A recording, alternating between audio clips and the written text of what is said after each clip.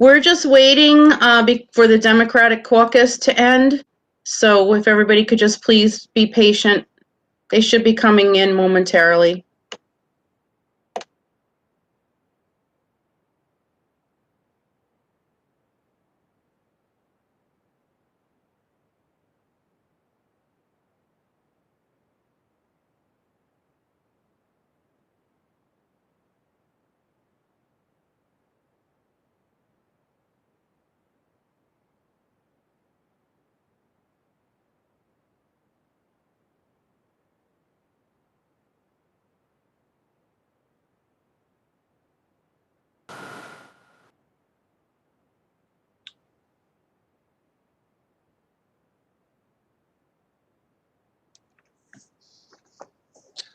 Good evening, everyone. We'll just wait for everybody to join. I believe we are recording at this point, but we'll just wait for everybody to join in.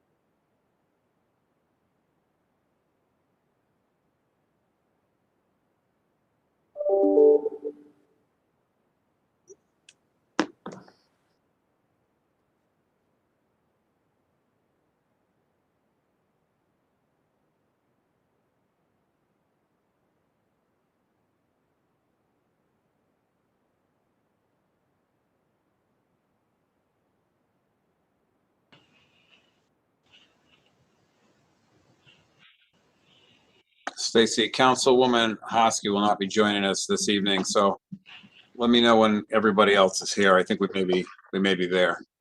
We are there. Okay, very good. Then we'll get started. Good evening, everybody. Welcome to our March 8th, 2021 City Council meeting. Would you please stand for the Pledge of Allegiance? I pledge allegiance to the flag of the United States of America and to the republic for which it stands, one nation, under God, indivisible, with liberty and justice for all.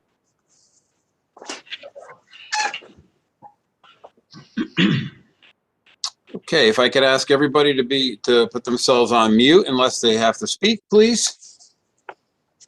And Stacy, would you please call the roll? Councilman Gary Donovan. Councilman Gary Donovan, Councilman at Large, present. Councilwoman Colleen O'Connor. Councilwoman Colleen at Large, Councilperson at Large here. Councilwoman Bridget Hosky is absent. Councilman William X. Conlon. Councilman William X. Conlon, second district, present. Councilwoman Elizabeth Johnston. Councilperson Liz Johnston, 3rd District, present. Councilman Mitchell Galagnano. Councilman Mitchell Galagnano, 4th District, present. Councilwoman Robin Hamilton. Councilwoman Robin Hamilton, 5th District, present. Councilman Peter Massaro. Councilman Peter Massaro, 6th District, present. Councilwoman Trinae McGee. Councilwoman Trinae McGee, 7th District, present. Councilwoman Crystal Finelli. Councilwoman Crystal Finelli, 8th District, present. Councilman Robert Bruno. Councilman Robert Bruno, 9th District, present. Councilman Barry Lee Cohen. Councilman Barry Lee Cohen, 10th District, present. And Chairman Ronald Quagliani. Council at Large Ron Quagliani, present. Thank you, Stacy. You're welcome. Just a reminder before we enter into public session, the public hearing for the CDA COVID funds will be our next meeting, March 22nd at 6:55 p.m. Stacy, do we have anything to be read under public comment? We do. I have the letter from last time and a new letter for this time. And give me just a second.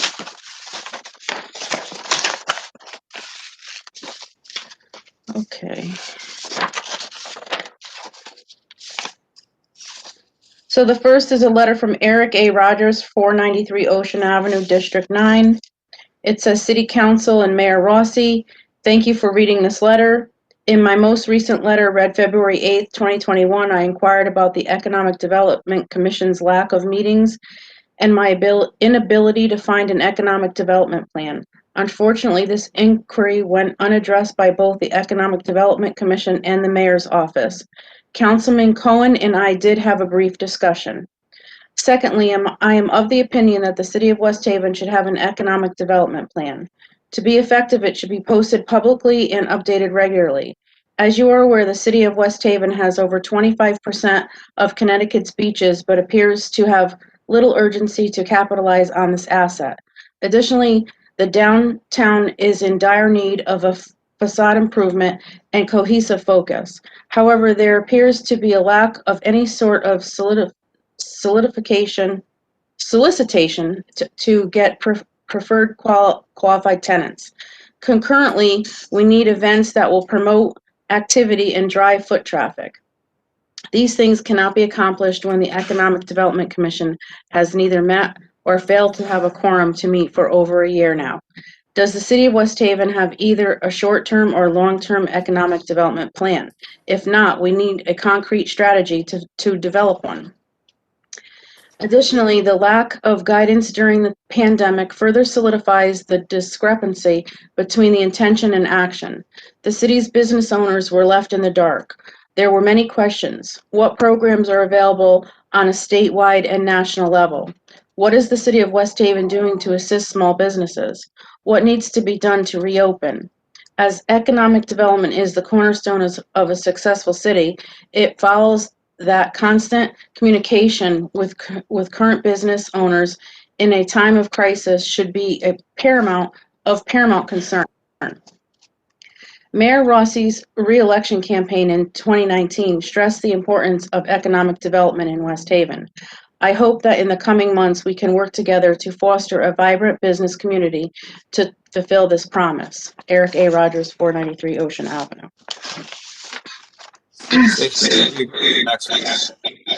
What's that? Could just go on mute one minute? Okay. Thank you. Yeah, just before you read tonight's letter, Stacy, so just for a point of record for the community, that record was read into the record. That letter was read into the record last meeting. We had some technical issues with last meeting, so any of the letters that we read last meeting, we will read again tonight. Thank you, Stacy. You can read tonight's letter. Tonight's letter is from Commissioner Stephen R. Mullins, 22 Oak Road, Allentown. Greetings, Mayor Rossi, Chairman Quagliani, Mrs. Riccio, and the city councilors. On Friday, January 29th, there was chatter on Facebook regarding the lack of warming centers in the city of West Haven. After reading about the complaints, Councilwoman Bridget Hosky contacted me, asking if the Episcopal Church of the Holy Spirit, Christ Church on the Green, would be available to serve as a warming center. After speaking to Father Marcus Halley, our rector, we opened our doors from 10 to 4 on Saturday, the 30th. That day, West Haven and the region had temperatures as low as 11 degrees. Being concerned with the future and the state of West Haven's homeless population, I called together members of the clergy, church lay leaders, and Commissioner Tom McCarthy of Public Works to come up with a more permanent solution to the issue of homelessness in West Haven during cold winter days. On Thursday, February 25th, I called a meeting at Gateway Church regarding warming centers in the city of West Haven during winter months.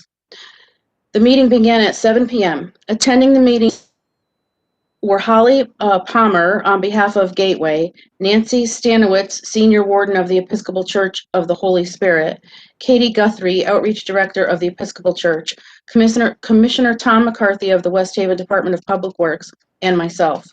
The group came to to the determination that Gateway Christian Fellowship, 129 Bill Hill Lane, West Haven, and the Episcopal Church of the Holy Spirit, 28 Church Street, West Haven, will serve as warming centers in the city of West Haven. Both locations are located on Connecticut Transit bus lines and cover different parts of West Haven. The adopted guidelines for the warming center are as follows. Warming centers will go into effect when temperatures are 20 degrees and below. Warming center hours will be from 10 a.m. until 4 p.m. Two parishioners or staff of each respective parish must man the warming centers at all open hours. There is no re-entry policy for visitors to the warming centers. Visitors can only use metal chairs and practice social distancing. This policy will be revisited as circumstances change with the current pandemic. According to Commissioner McCarthy, Lorenzo's Restaurant Italiano in West Haven will provide refreshments for warming centers. According to Commissioner McCarthy, the City of West Haven will provide personal protection equipment, PPE. The group will begin to advertise the warming centers at the beginning of the season. Advertising will be in locations where many of the area's homeless frequent. These locations include, but are not limited to, the following: libraries, fast food restaurants, shelters, social media, etc. Also, West Haven Emergency Response Services 911 will also be notified when the warming centers go into effect. We are prepared to put the warming centers in effect in the event that the need arises before the spring. However, it will be likely not be until next season. I am calling the clergy, Commissioner McCarthy, and the church lay leaders back together in October to see if any policy guidelines need to be changed regarding the warming centers. Thank you, Councilwoman Hosky, for your assistance in the January 30th warming center and for bringing the situation to light. Signed, Commissioner Stephen R. Mullins. Thank you, Stacy. And the other one is going to be read at new business? Okay. And that's all the public comment we have this evening, Chairman. Thank you, Stacy, and thank you to Commissioner Mullins and the clergy of West Haven and our Public Works Department for working together to find a solution. We will now enter into our regular council meeting. The first order of business is the approval of the minutes of February 22nd, 2021. Is there a motion? Councilman Bruno, Councilman Cohen, seconded by Councilwoman O'Connor, Councilman Massaro. Is there any discussion on those minutes? Seeing none, all in favor? Any opposed? Any abstentions? And those minutes carry unanimously. Stacey, if you'd pass out tonight's communications, please.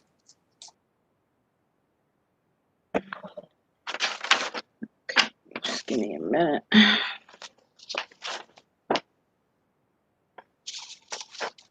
Okay, tonight we have before us Communication A from Mayor Nancy R. Rossi on the appointment of Margaret Goodwin to the West Haven Energy Commission, which is being assigned to Personnel and Civil Service Committee, Chairman Massaro. And we have before us Communication B from Chief Terenzio in regards to the City Council approving moving forward on the SAFER grant application, and that's being assigned to Health, Welfare, and Safety Committee, Chairman Bruno. And that is all the communications we have this evening, Mr. Chairman.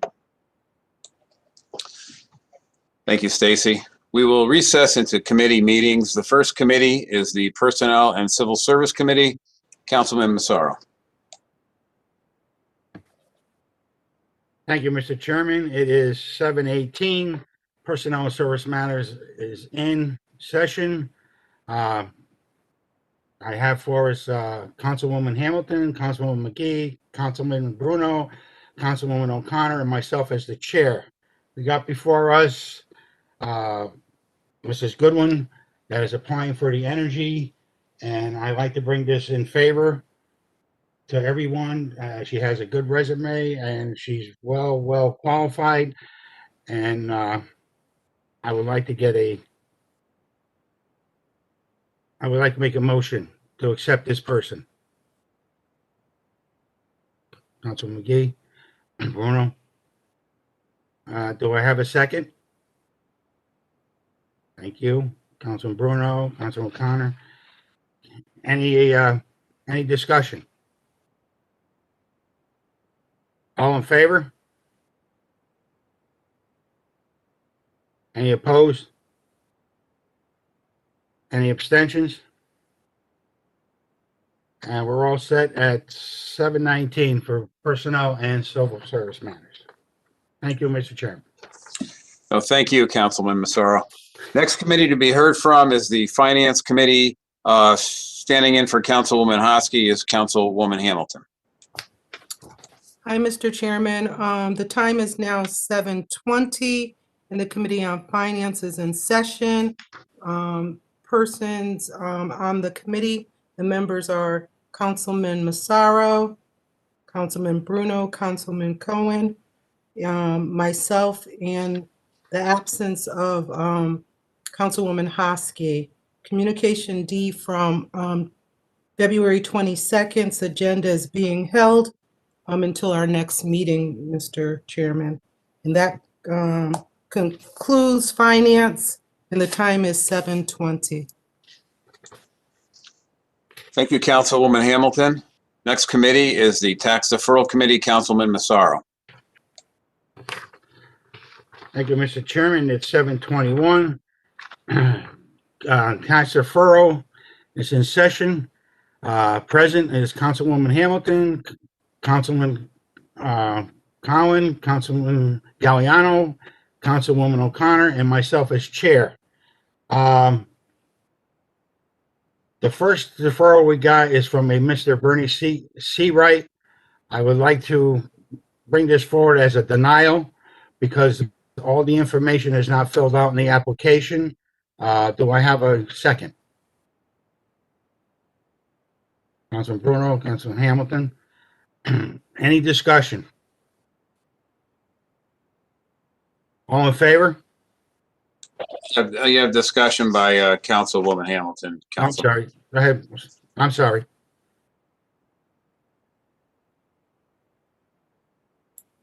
I just want to make a note that I would like to see that application be resubmitted with all, with everything that the application asks for, because I think the person is in need.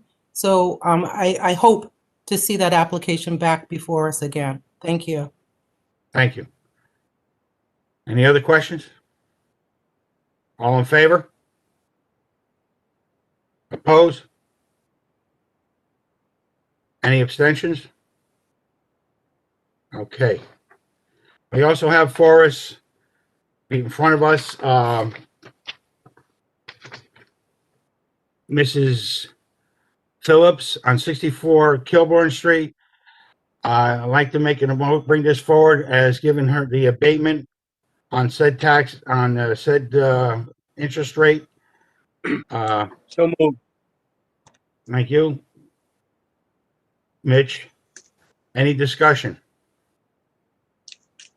You need a second, Councilman. Oh, I'm sorry. Second, Councilwoman O'Connor, thank you. Any discussion? All in favor?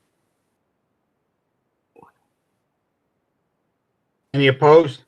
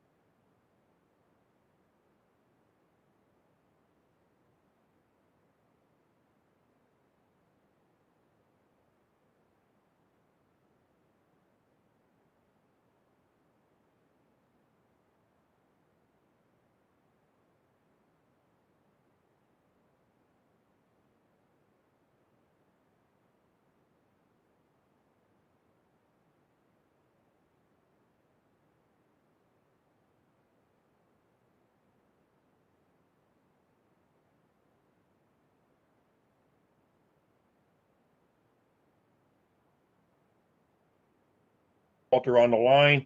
Do we have any discussion before I open up their presentation? Go ahead, Barry. Councilman Cohen.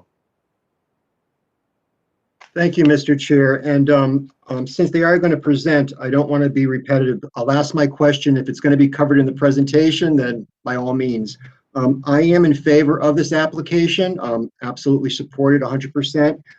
But my overriding question is depending upon how it's reviewed, if indeed that we might get, that extra duty member. Right now we're at 4, if you will, or, we're really at 5, but 2 of them are paramedics, if you will. But if we basically get to the 5, or preferably, as what I believe you folks expect that we will, the 6th level, the dense urban defined as the 3,000 people per square mile. My concern is, it's really more of a question that if it was approved and we got funded to be able to get those additional personnel, is this grant something that we would have to apply for every year because we might only be able to pay those people for a year, or what's the term? Because obviously it's like a drug. You get it, you got it, and then it might be gone in a year or two. Can you comment on that? I can, Councilman. It's Doug Coulter. So the SAFER grant is usually a 75-25. We'd have to come up with 25%. And we looked at it last year, and we just didn't feel that we could get there with the matching funds, and the commitment was only for 2.5 years, and we would have had to fund beyond that. This year, with the COVID kicker, it's a full 3 years of funding, and there is no local match. So this is over $1 million giveaway to the department for 3 whole years to fund all of these positions, including their training and benefits. And it's just too good to pass up. Can I ask a clarification on that? And I think it's great. Just a clarifying question on that is, so it's not, so for the people that we have now that the fire district is currently budgeting, it's going to cover those costs as well as the addition, or just the additional cost for 3 years? I'm a little confused on that. It would cover the labor and the training and the fringe benefits for 4 people for 3 years. 4 people, okay. Because right now we have 5 on duty, but we're going to up it by 2, so we're going to have 7 in total. I mean, if that were approved. I'm sorry, one. I'm sorry, 1. Yeah, well, Chief Terenzio can speak to how the staffing breaks out better than I can. Yeah, well, my point was that this is such a golden opportunity that we don't get very often to do something with federal money and no matching funds required. It's really a terrific opportunity. And it's for 3 years. 3 whole years. Councilman Bruno, it may be beneficial to have the chief and Doug do their presentation first, and then we could open up the questions. Thank you, Mr. Chairman. So I will get right back to you, Councilwoman Finelli. If we could open it up to Chief Esposito and Chief Revento there, I would appreciate it. Go ahead.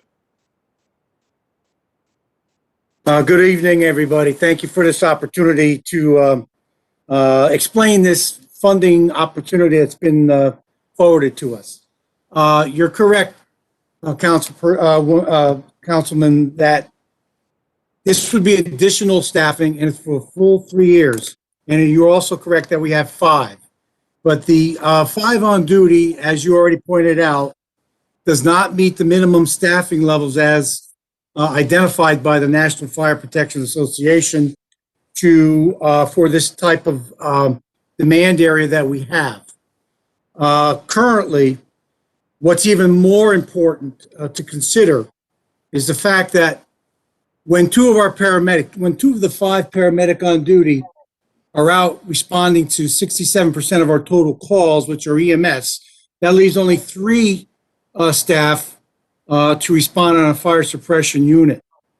Now, you might think that's enough people initially, but I am here to tell you that OSHA requires that we have 4 people as a minimum, as well as does the NFPA, to begin any type of interior structural operation inside of what they refer to as an IDLH. That's an atmosphere that's immediately dangerous and hazardous to life and health. In order to do that, OSHA requires, now that's a mandate, that if for every 2 people that go inside, and we always operate in teams, that goes into an ideal H atmosphere, there must be 2 more people on the outside standing by ready to go in and rescue them.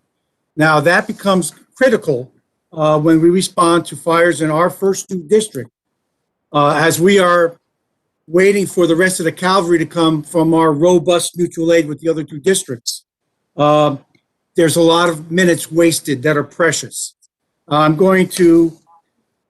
don't want to take a chance right now and try to demonstrate on the PowerPoint that I have and screw it up, because I'm not, it might be a little challenged with some of this. But back in March of 2018, in the city of Camas, Washougal, Washington State, there was a house fire.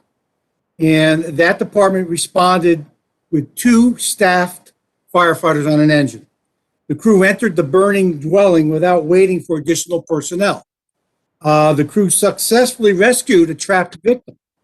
No injuries were sustained, and the victim lived. However, that department was still fined for not following the OSHA mandate. So right now, as we respond to approximately 34% of our calls with only 3 onboarded apparatus, we're already behind the 8 ball. Especially, we're not meeting OSHA. We're not meeting NFPA recommendations, as you so adequately pointed out, Councilman, is that for our dense urban area, and that is 5,000 people per square mile in the Allentown district, NFPA recommends that we have a minimum of 6 people on duty. Now, that's also including for EMS responses as well. And they go further on to say that the staffing on board attack suppression vehicles, be it a engine or a quint, is a minimum of 4 for this hazard, for this demand zone that we have. And that's essentially what SAFER is trying to do. SAFER is trying to, and that's what it stands for. It's for staffing, for adequate fire and emergency response. That's the acronym. And so it is, I only recommend that we go for 4. I was reticent in even coming to you tonight to ask for 4 more people while we're coming out of a fiscally challenging past few years. Here you have a new fire chief come in and they say, oh, you need people right away. So I was very, very reluctant to do this, but as I sat and looked at the district, as I sat and looked at what we have, as I sat and talked to my very capable deputy chief here, I would be remiss to all of you and the citizens of this city if I didn't at least try to explain to you the need to do this. Would I like to have said 8? I would. But again, that's a tall order for me to ask you to continue on, even if we were fortunate in getting it. That's a tall order to ask you to fund after the funding performance period of the grant was over. So that's why there's 4 requests. That's going to bring us to a minimum. And at some point down the road, when we get in better fiscal shape, we may be able to entertain another 4. Because if we did have another 4, I would be able then to not immediately backfill a vacancy with overtime. And that's another concern I've had, which is difficult to do, as you could see, with just 5 people on duty. So this is what I would recommend as a very first step to getting to a better position. And might I also add, out of the 3 fire districts that protect the city of West Haven, our department has the least on duty, and we have the most concentrated, dense urban area to protect. Initially, it's very comforting to know that we have the cavalry provided by both West Shore and the center coming up to help us continue whatever initial operations we begin. The other point I wanted to make is that the overtime is also a consideration that I can't even begin to address until we get this grant in place. And I feel confident that if we submit it, especially with the capable hands and assistance of Mr. Coulter, that we may be successful in this. But that's pretty much it in a nutshell. I do have one other thing. I'm sorry, I digress.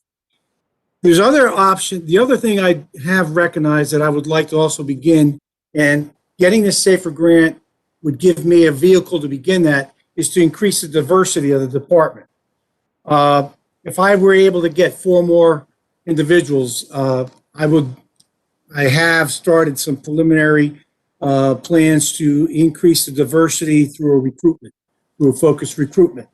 That's not to say if I don't get this or you don't approve it that I wouldn't begin, but it'd be difficult to go out and offer jobs through a recruitment process if I don't have them to fill. So essentially that's it in a nutshell now. I'm sorry. Thank you.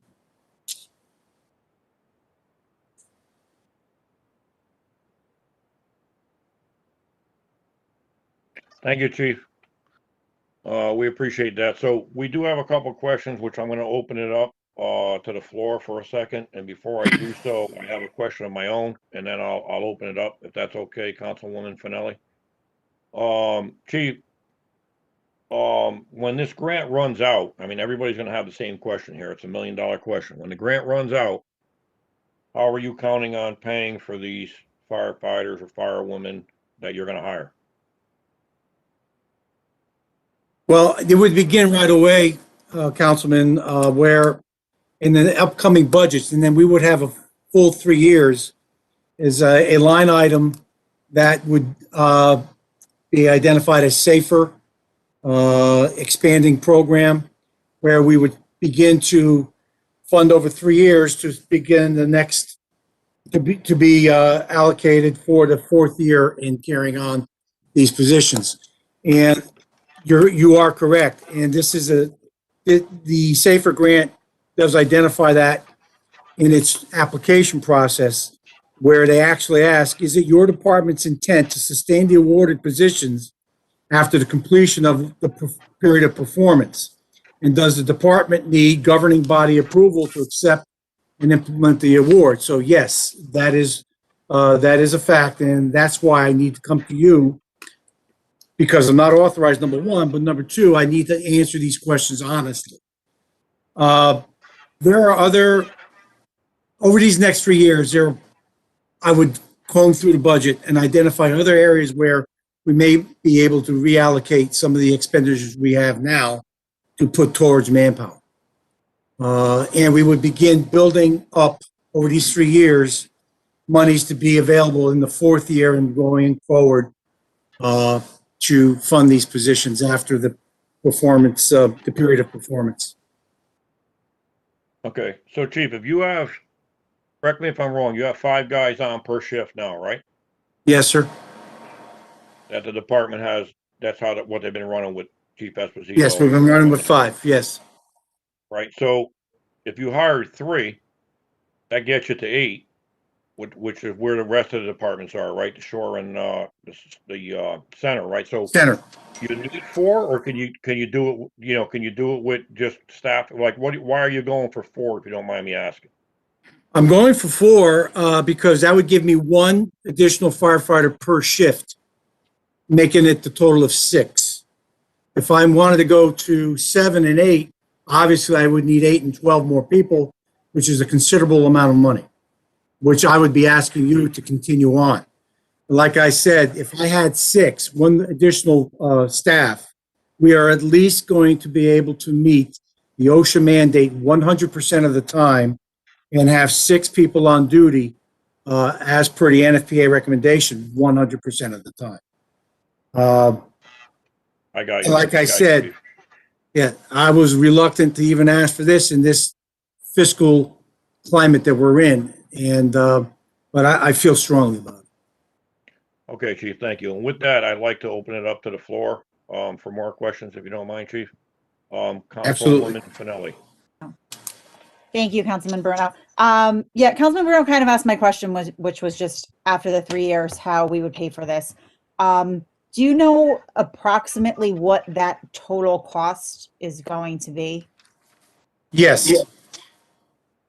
Don't, it would be for 4 firefighters, the total grant request through their application, which is, it's a spreadsheet.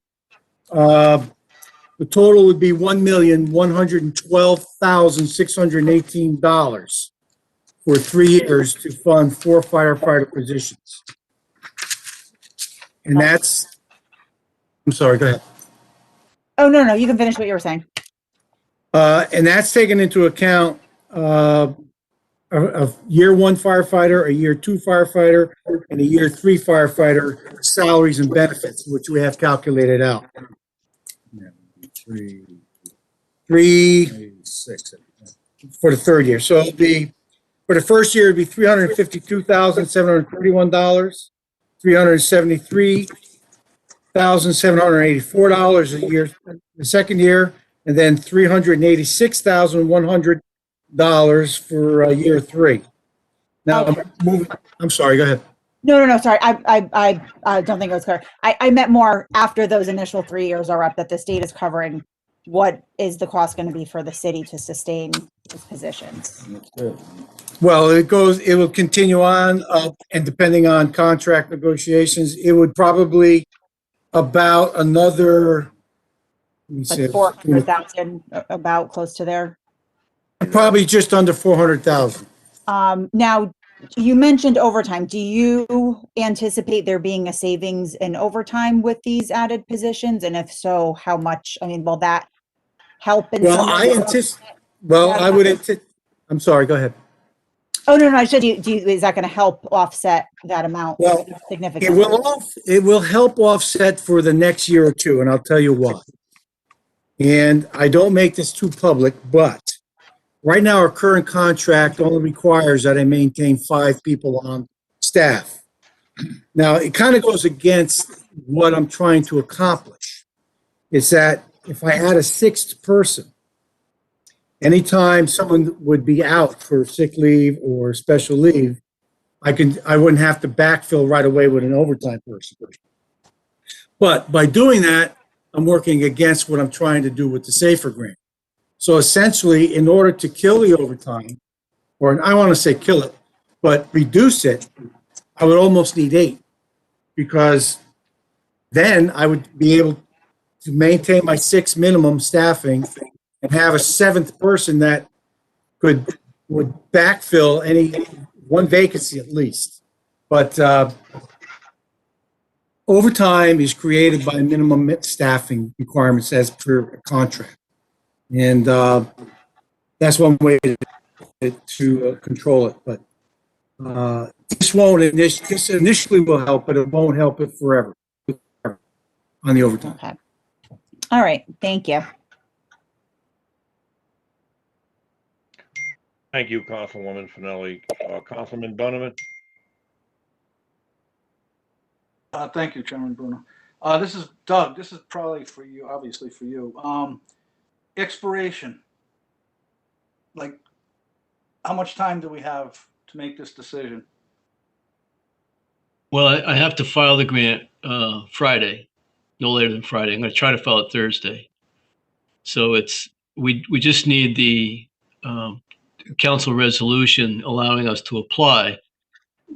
You will get an answer back in May, and you can choose to accept or not accept. So there's another back door if this doesn't pan out for you. So we would appreciate if you could let us at least try. If we're successful, then we can come back and consider all the details. Yeah, no, I get that. I was just, which is good, because I'm still contemplating how, and this would go back to the chiefs, how it would be paid after this grant is done. But that's it for now. Thank you, Doug. Appreciate it. Thank you very much, Councilman Donovan. Councilman Massaro? You are on mute, sir. Hi, Chief. How are you?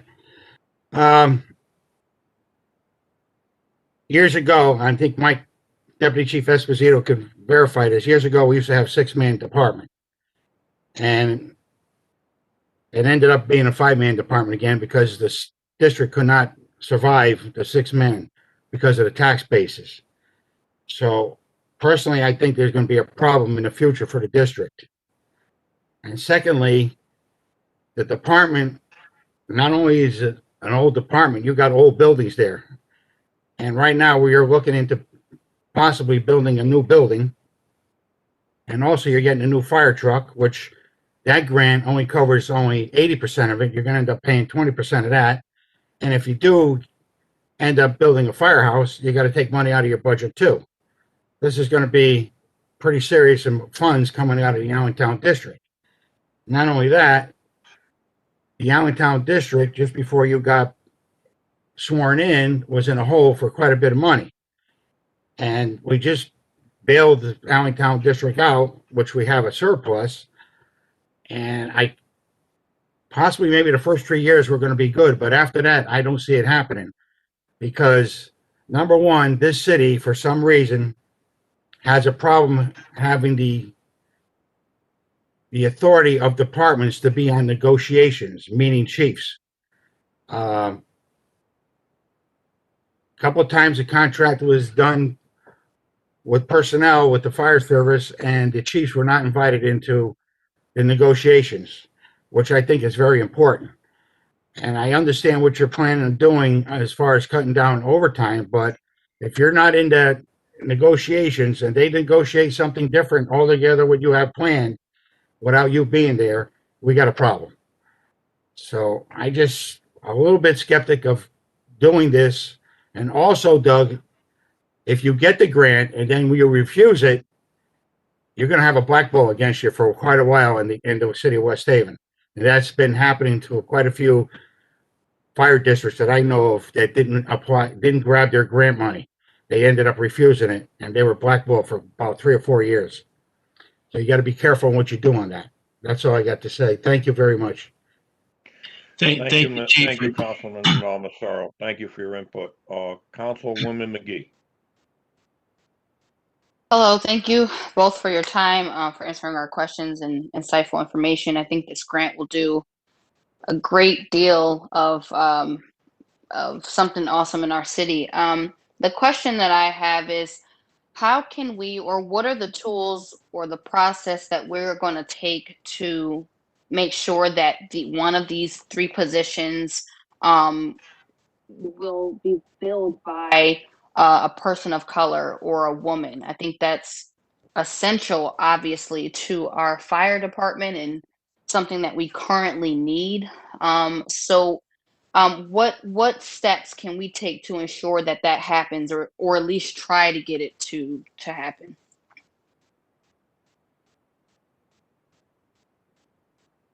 Well, there are a number of ways to do that.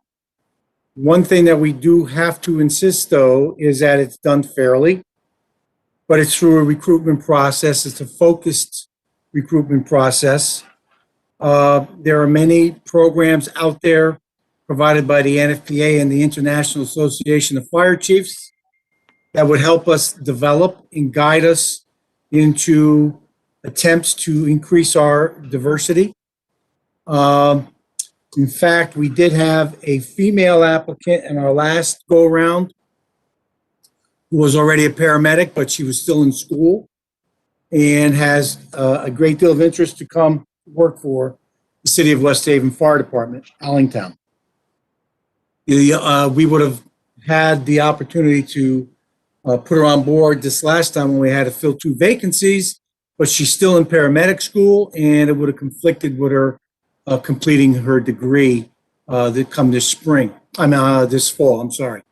But it would have to be through a focused recruitment process. Other than that, that's all I could give you at this point in time, but it would be a program that would be developed, like I said, through the International Association of Fire Chiefs, giving us some recommendations on exactly how to develop it and how to implement it.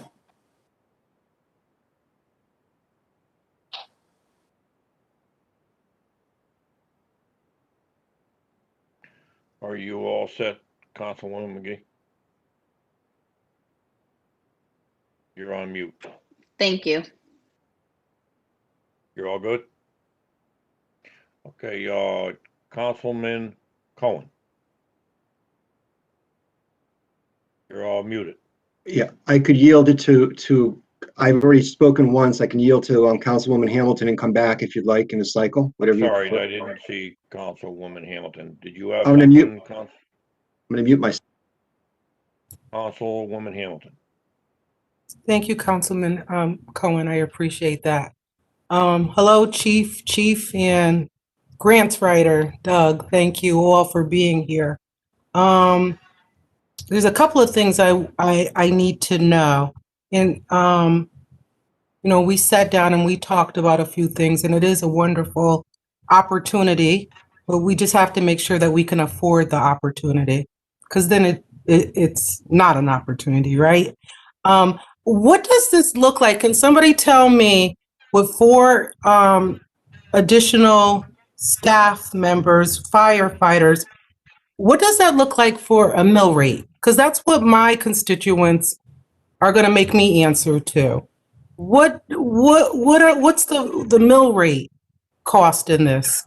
After the 3 years, what does that possibly look like? Would there be an increase?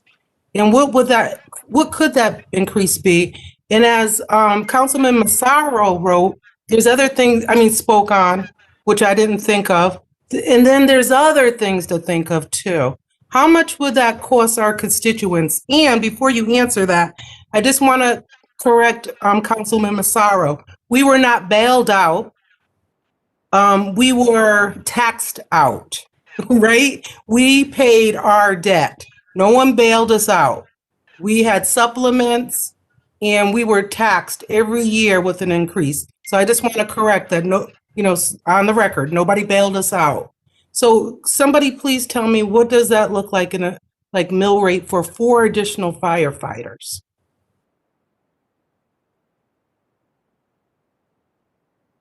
I would have to defer to Mr. Coulter, but right off the top of my head, the latest grand list that we received from the Board of Finance or from the Finance Director was that we're at about 638 million in the grand list for Allentown District. Now, if we figure that out as per cost of a firefighter, or 4 firefighters, at essentially and let's go high at 400,000, how does it work out?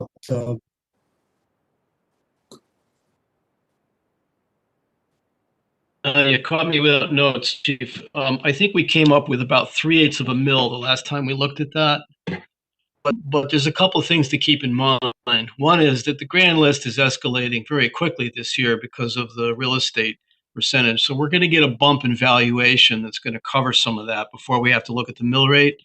There's going to be substantial savings for at least the first year and a half of this through overtime reductions. The other thing to keep in mind is that should you get to a point in 4 years where you've decided that you have to trim the budget somehow, the natural attrition rate of the Allentown Fire Department will help him to self-correct. There'll be positions opening up that you can choose not to fill in years 4, 5, 6, and 7. And you could gradually reduce back down to the 5-man staff if you find you can't afford it. So I don't think you're committing for a lifetime of employment with all of that full headcount. There will be people retiring out and moving on to different jobs. So there'll be plenty of opportunities, as there always have been. And I'm sure Chief Massaro can chime in on that. There's always opportunities for people to leave. So there's a chance to correct. I think one of the other things to keep in mind is with this district, and I used to work for a community health center, so I've got a little bit of insight into how this works. The medical calls that these people have to respond to in a particular population with the concentration of income levels, the lower income levels that they have, that people are relying on the fire service for primary care in many cases. So there's a lot of medical calls, and it takes those 2 firefighters off firefighting, and it puts them into that medical position. And I think the COVID run count that I looked at, because I had to help them get their reimbursements for it, man, it was just astounding how many calls they were making. So I think it's important to look at this. How are we serving this community, and how are we serving them with the paramedic services that they desperately need? It's more than what the chief said of having enough people to run into a burning building to pull you out. It's the other side, is we have to respond to the huge burden that our medical system is putting on these firefighters.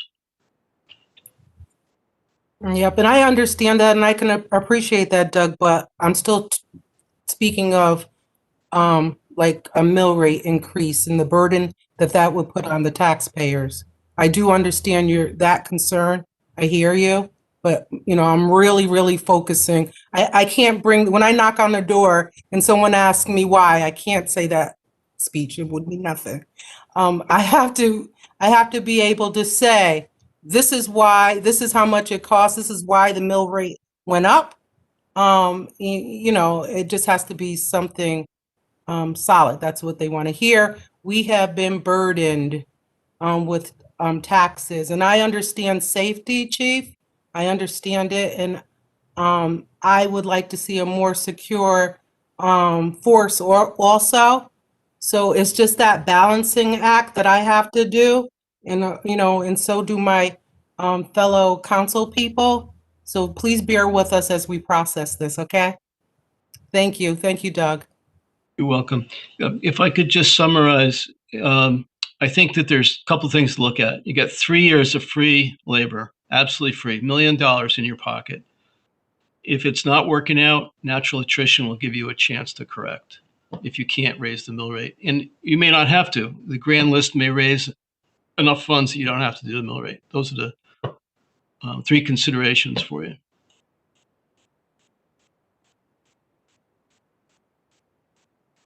Thank you. Councilwoman Hamilton, you all set? Okay, next was Councilman, go ahead. I'll get right to you, Mr. Chairman, 1 second. Go ahead, Barry. Oh, okay. I don't want to make any cutsies, so I was trying to be good. We got a couple to go, so go ahead. Okay. Yeah, I just wanted to, I think that we're all trying to do here is balance safety with fiscal responsibility, okay? And with that, there was 2 things that were said here that I think are important. Tonight, we're just giving them permission to apply for the grant. That's number 1.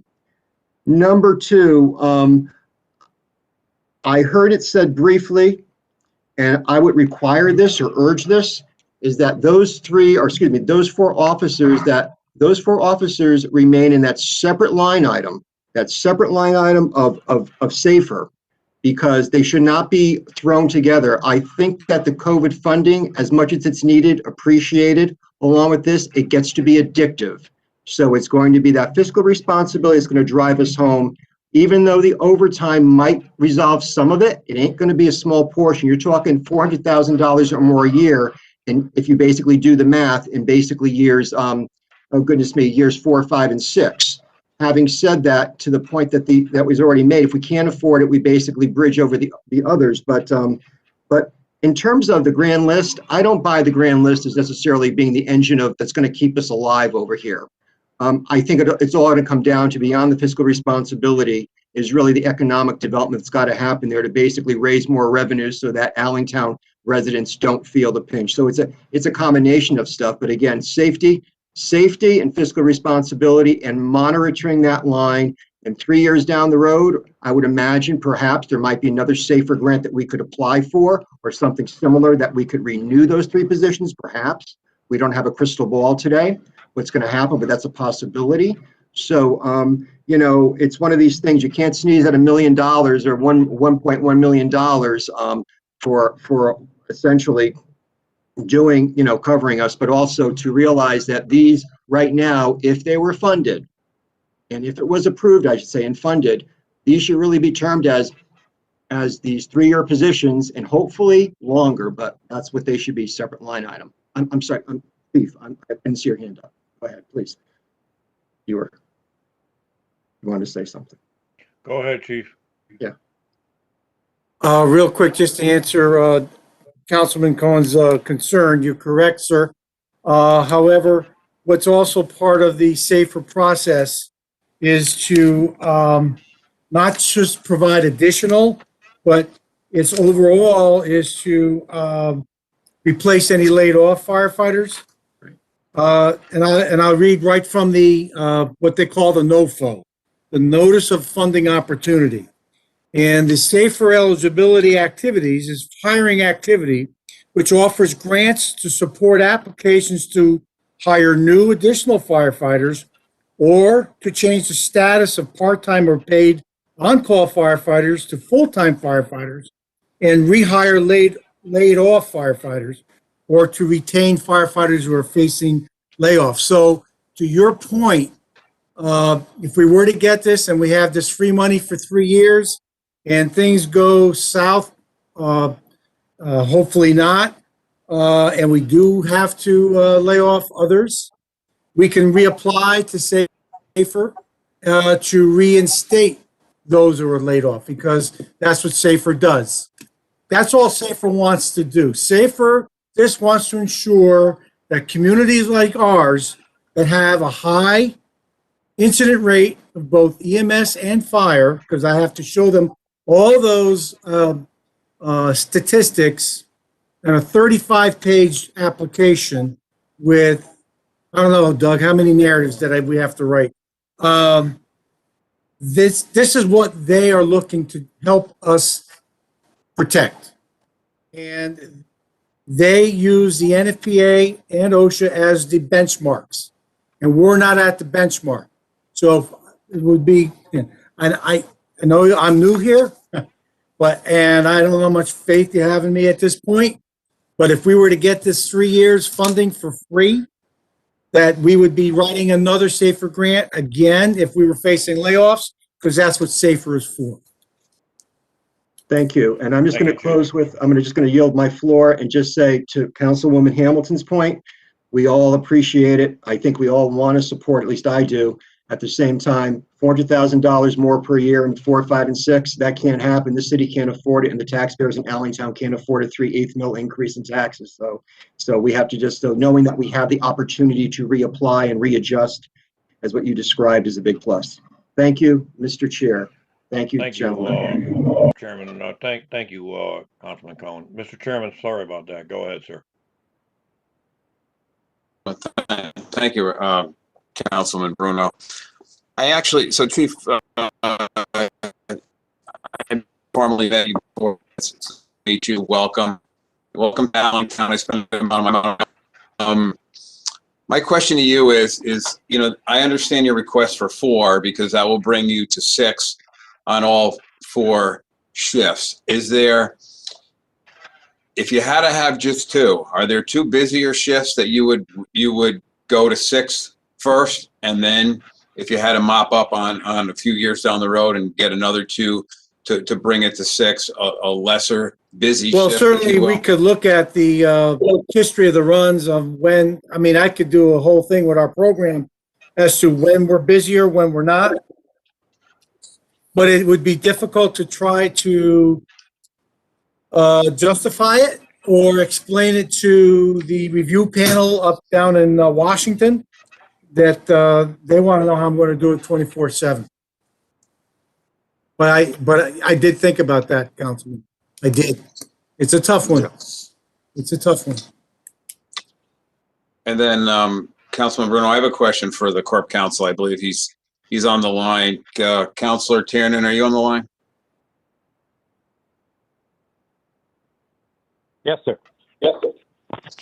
So the chief earlier in his presentation spoke about that we are under the guidelines, NFPA standard for how many firefighters you should have on a particular shift. So I just want to play it out. So the Allentown Fire Department has an accident on the post road and they send their crews. And now you have, Mrs. X on Fairfax Street who goes into cardiac arrest. And because they're treating that particular accident on the post road, there's a delayed response to Mrs.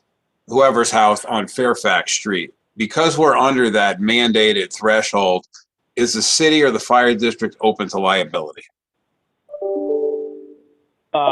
It's not. I wouldn't frame it that way. I'd frame it differently. I mean, we're always technically open to liability, but the way I would frame it is, it would always be nicer to go into court, be able to argue that we met a certain federal standard that's been established, because a decent plaintiff's lawyer is going to argue that because we refused to meet the standard, that was part and parcel part of the cause of why this response time was low, or why you had other firefighters here. Extrapolating on that, in terms of safety of your firefighters, that's an additional issue. And the firefighters don't have to bring in action right away. I mean, it might be something you wouldn't see until, God forbid, the tragic incident happens. And so, this is always an issue. Now, you can only afford what you can afford, but yes, I would prefer to go into court where you had that standard. I think the other thing that I'm hearing, if I might, just for 2 seconds here, it is true, it's generally true, and you know this as a former police chief and head of public safety where you are at UNH, and Chief Massaro knows this, and you have other people on the call that know this. This should, if everybody's paying attention and everybody's doing their job, save on overtime, right? If you save on overtime, you don't just save on the dollars of overtime, you save on every connect to that overtime, which is the federal tax you pay, which is the Social Security contribution, which is the contribution to any 401k benefit, et cetera, et cetera. So if you know you're saving money because you have these 4 people there for 3 years, recognize the savings, and then there's less pain in year 4, and you can adjust potentially to this situation. I think the analysis that, we have this money, we have 4 firefighters, and then we sit on our hands, and all of a sudden year 4 comes and now we can't afford it again, I think doesn't make sense. You can take advantage of an additional savings. You're not just getting $1 million, you're also getting the savings that accumulates from that. So I don't know. It just seems like an opportunity that is tough to give up for a whole lot of reasons. But yes, there is a financial factor to improved litigation prospects and improved public safety by having this full contingent. Thank you. That's helpful. Thank you. And I'll get right with it here, Council. I'll yield the floor in a minute. I just have 2 comments, Councilman Bruno. So listen, I'm coming from a different direction. So I'm trying to wrap my arms around why shouldn't the Allentown community have the same level of fire service in the rest of the city? So right now, the West Shore and the center have more firefighters on shift than Allentown, which means that they're able to better serve their community than the Allentown Fire Department is, or the West Haven Fire Department, Allentown, right? So to me, I mean, I really think the Allentown residents deserve that, and to have that appropriate level of firefighting capacity. Not to mention the firefighter safeties themselves being understaffed. So I'm coming from the position that Allentown probably has the most economic boom in the whole city over the last several years. So with the enterprise zone and those businesses moving in, with Yale, the Beckerman properties, and other things happening in Allentown, I would not vote for a tax increase for the residents of Allentown based on these 4 positions, because I think that they should all work themselves out between the economic development and between what Attorney Tiernan said. So, I do think what's important, Chief, back in the day, we reached out to different constituencies in the city. So if the police department had openings, or if the fire department had openings, we'd make an effort to go into the community, hit some of the churches or some of the faith-based organizations and try to do some recruitment in that respect. And I would suggest that if this grant should go through this evening, I would suggest that maybe that's a tack that you look at to try to really get into the community and because listen, I'd love to see West Haven residents qualified that are able to fill these positions. So I'll yield the floor, Councilman Bruno, but between the enhanced safety for the firefighters and the people of Allentown, and I think our ability to navigate this without any impact to the Allentown residents, I'm in favor of this communication. Thank you. Thank you, Mr. Chairman. I appreciate that. I'll get right to you, Councilwoman Hamilton. Go ahead, Councilman Massaro. Councilman Massaro? Thank you, Councilman Bruno. Couple of things that the chairman brought up as far as the safety of another district coming into another, you're covered by mutual aid. Mutual aid covers that. Like Sunday night, Allentown had to go to West Haven and cover a medical because they were all out. Mutual aid covers your time response when you have to go to another district. But my question is this: you get these 4 firefighters, they come online.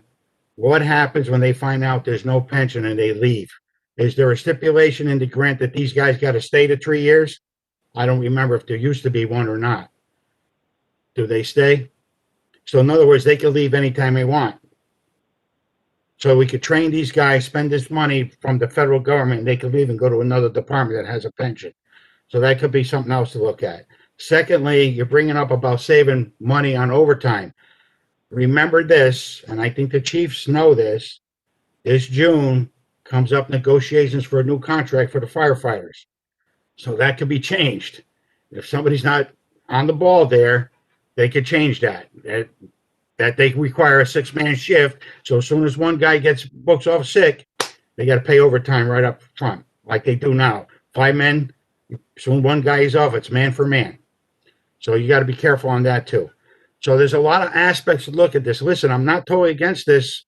I agree with it, but it's just that looking at the future that we got to be able to afford this. That's my only problem. And yes, Robin, you're right. I didn't mean to say that we bailed them out. The taxpayers bailed them out with the help of the mayor and everybody else that was very strict on everything, which took us 3 years to do. And I hate to see us go back in the red again, because it's very, very frustrating trying to run a department being in the red.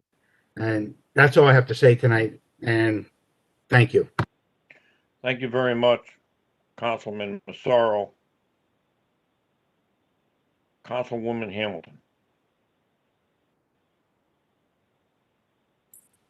Is there anything in this grant that says that that we must hire paramedics?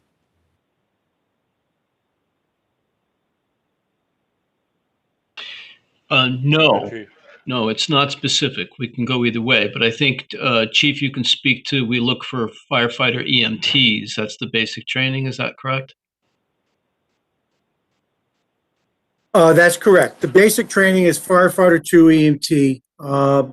Our current contract, and Chief Massaro, you know I respect you, and you've got some good points. However, and I also agree that as I'm learning more and more after the 3 months I've been here, it is ludicrous to negotiate any contract that the people that would be administrating it on the other end would not be a part of.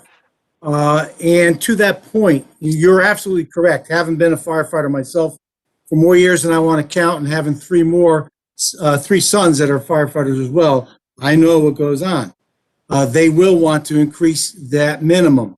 However, if we're sitting at the table for the new contract, it's a negotiation. Okay, you want to increase the manning minimum, we need to have something in return. That could be another cost savings. Maybe you only get time and a quarter, and I don't know if Mr. Tiernan would be able to enlighten us a little more on that, but I believe it's not required at time and a half. But in a simple answer to your question, the contract requires that we maintain 8 paramedics out of the full staff as a minimum. And we must have 1 or 2 on duty. 2 assigned to each shift with 1 on duty. 2 per shift. That's how Right. it worked out to 8. And so I digress. I get to be a little wordy. No, we do not have to hire paramedics. We had to this last time because we were below what the contract required us to have. So we had to go out and search for paramedics because let me tell you, there's not that many paramedics out there that also want to be firefighters. It's a very rare breed. So, so in the short answer, we could hire firefighter EMTs, not just paramedics. And just one last thing, I want to piggyback off of what Chairman Quagliani said and with Councilwoman McGee and Chief, what you and I have spoke on. I appreciate your diligence in this and saying that we would look for a more diverse, in the diverse population. We would like for our firefighters to reflect the communities in which they serve. So I just want to say thank you for zeroing in on that before we even ask. I appreciate that. I'm thorough. Thank you, Councilwoman Hamilton. Does anybody else have any questions? Councilwoman O'Connor. Good evening, gentlemen. I don't think I really have a question so much as I just want to echo what the chairman said. I truly believe that Allentown deserves the care that the rest of the city gets, Center and West Shore. I think it's really important that we at least try for this grant. And then when we get the money, I'm sure things will work itself out. We have 3 years to use this regularly. Chief, you seem like you jumped right into this position, and I give you props for that. I hope you're up for the challenge in the next 3 years. And if you are, then I'm all for this. Thank you. Thank you, Councilwoman O'Connor. Is there any other questions for Mr. Coulter or the chief? Okay, with that being said, I'd like to call for a vote within the committee, please. All in favor?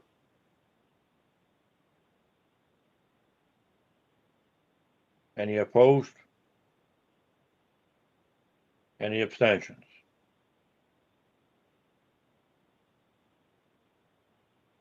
Committee on Health and Welfare, the Committee on Health and Welfare and Safety is closed at 8:16 p.m., Mr. Chairman. Thank you, Councilman Bruno.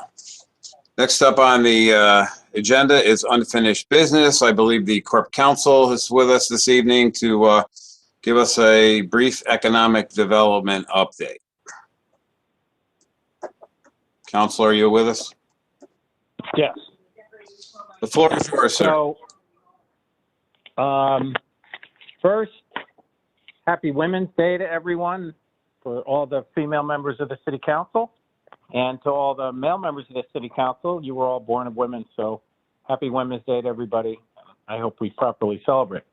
I have the privilege that the mayor has asked me to give some of her thoughts and information concerning economic development in the city. I know your time is not well paid and valuable, so I will try to be brief and just hit the top points, some of which have already been talked about. Since we went on Allentown, we can focus on that. Obviously, Allentown Development continues to grow and go well. As we see the green develop, as we see the buildings go up.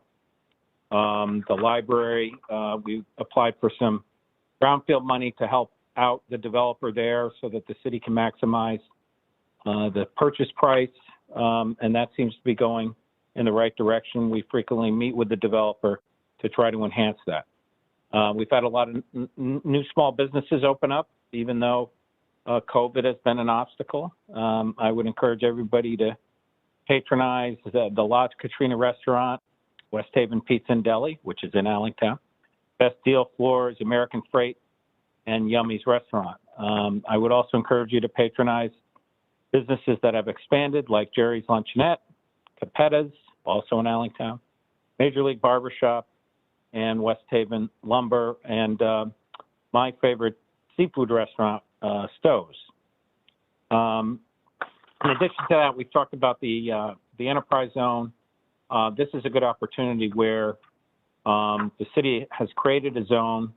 It's probably going to generate additional revenue in terms of conveyance recording fees. It's not going to cost the city. It's going to cost the city virtually nothing. What we're really doing is leveraging state tax rebates inside the district, and we also took advantage of designing a district that was that included land that the city either owns or can easily acquire, so that there were a lot of pluses in creating that enterprise zone, and we're already seeing some of the benefits. In the very near future, each owner and each business in the enterprise zone is going to get a informational packet, which will ensure that they all know what the various benefits of being in the district are and expanding in the district, and also contact information for the State Department of Economic Development so they can understand how to fully maximize those developments. So we're pretty encouraged by that. And as the chairman has said, a lot of that development will directly and positively impact Allentown through the efforts of a lot of people, but especially our legislative leader, Dorinda Moore. We were able to get $5 million for the raising of Beach Street. This is a phase 2 element, very essential because flood insurance is phasing out, and it will allow for us to continue to have value on beachfront property that otherwise would be dramatically reduced, and thus reduce the tax base. And the city also owns park space there, public space, which would also be problematic. So we're working on that, and we're also working with people directly in the community so that we get a project that everybody supports, including the people who are directly impacted. The old Gold Mill Flour Building, that's in the hands of a judge now, so we should see development there soon. I think the case went favorably.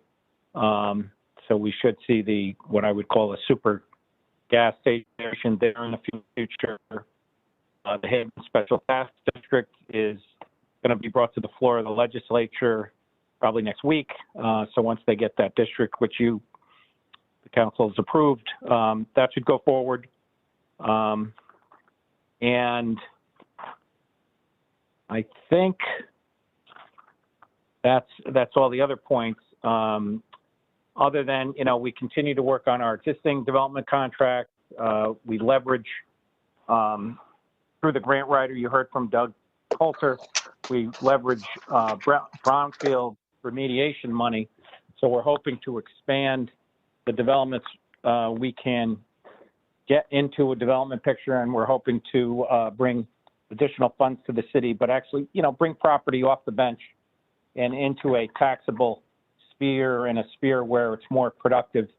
So we're going to have a more robust brownfield remediation program, and that was delayed because the bonding committee has met fewer times during COVID. And if the bond committee doesn't meet, they don't approve the funds for the brownfield remediation. And if they don't approve the funds for brownfield remediation, obviously you can't get any. So we're very positive about that. And some of the other avenues we're pursuing. We posted a position for a planner, a full-time planner in the planning office. And hope once that person is in, we hope to get to a fully staffed planning office and a more robust blight remediation group, which may actually have tentacles in other departments, so that the health department and the building department, so that we fully utilize the full services of what blight can do. And then on the development side, we're probably going to try to focus by using private money more to fund and develop into a greater economic development fear. As you folks know more than anybody in terms of the budget, we don't put a lot of money in development per se. We basically funded a position where the person was supposed to be the planner and the developer. They were supposed to supervise that office and somehow do economic development. And what we're going to try to do is to find resources so that the developer is more independent, but that developer is being paid, either incentivized by development projects or otherwise paid by other areas where economic development can provide a fee to the developer. Just a little quick history, because I think it's worthwhile knowing where we're going with development. If you go back into the city's history, I think a lot of people would suggest that the Walmart, Sawmill Hill Hotel and development area was successful. But for those who don't know, $8 million was bonded for that project. And when that project was bonded, the expectation was in 1997, when it was originally conceived, that that project would generate $350,000 in new tax revenue because it would improve the value of the property there by up to $24 million. Well, it's 25 years later since that was written, and the value of the property there is $21 million. And believe it or not, we're still paying on the $8 million bond. So that does not suggest that that was a bad development, but it's something about our history here in West Haven that we need to learn from. So we're not going to go backwards and use public money to generate private development. We are going to continue to leverage resources that don't burden the taxpayer and try to generate more private enterprise solutions and try to leverage state and federal resources to encourage development. But the real focus you're going to see in the near term is a focus on brownfield money because we think we can get property that is currently considered unable to produce revenue or unable to be in the property tax stream that's productive. Examples of that would be, we will be awarding probably in the next week or 10 days, a solar developer of land that's former landfill, which can't be developed for many other uses other than solar. So I think when I get the contract negotiated, I think you're going to be very pleased with the dollar numbers that that bidder suggests that project will generate from. And we are going to pivot and take advantage of, we had 7 bidders. There's a lot of interest in solar, so we're going to pivot, take advantage of that, and try to produce more solar projects.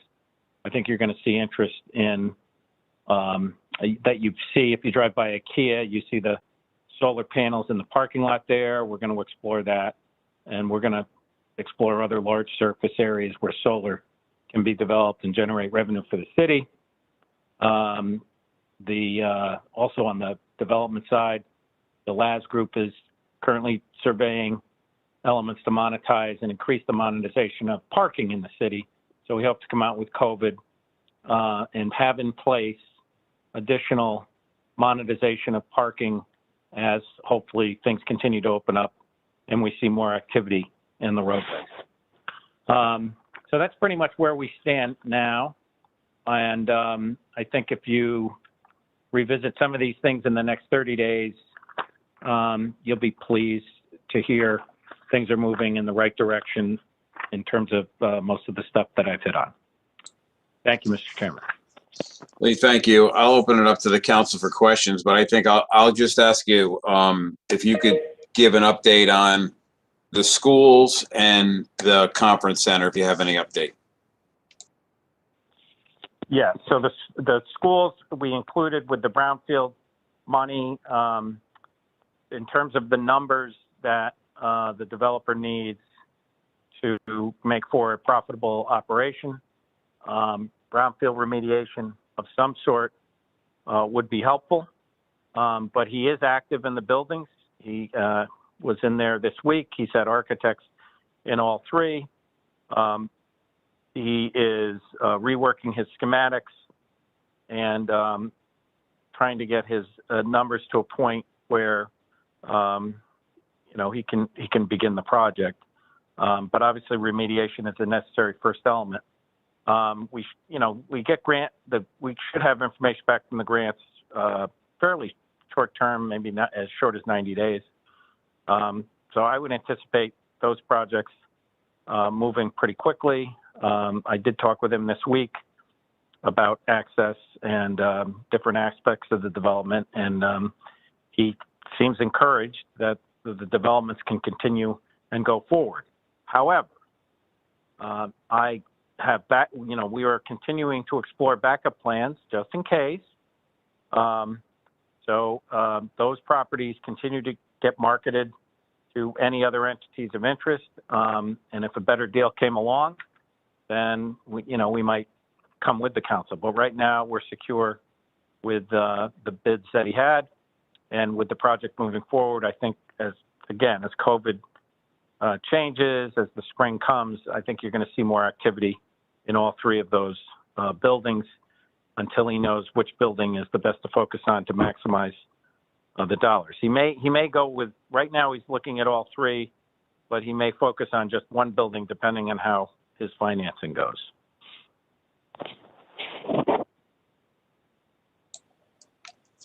I'm sorry, did you have other questions, Mr. Chairman? No, I'll open it up to the council if they have any questions. Councilman Cohen? Yeah, Lee, thank you so much for the update. I know a number of these things that we're aware of, and it was nice to have it summarized. If that happens to be in some type of document that you were reading, I'm sure that the council would love to get a copy of that as well. If you do have some type of draft notes, that would be great to pass it on to the chair for distribution. But I did want to make one comment. We all do each council person here does our own degree of due diligence, especially regarding economic development. It is the hot issue. It is the key issue that is going to be the engine of the future here for West Haven in terms of quality of life, to lower taxes, to schools, you name it. And I want to just circle back. There was a lot that you said there, and I'm not going to hit on every one of these. I also appreciate the mayor is not here tonight, nor do we have an economic development director. And so I do appreciate you doing the human service, doing above and beyond as always, Lee. But I do want to circle back on Allentown. And, really when you think about it, and I do agree with you, Lee, that, we have to look at private versus public funding and so forth. But you know what?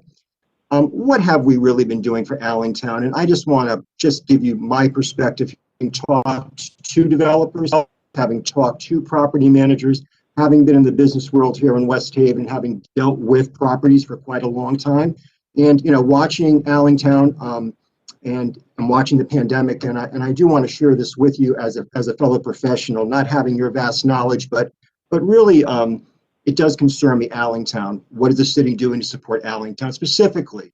We have a developer that has invested well over $42 million in University Commons in Allentown. It's more than a vision.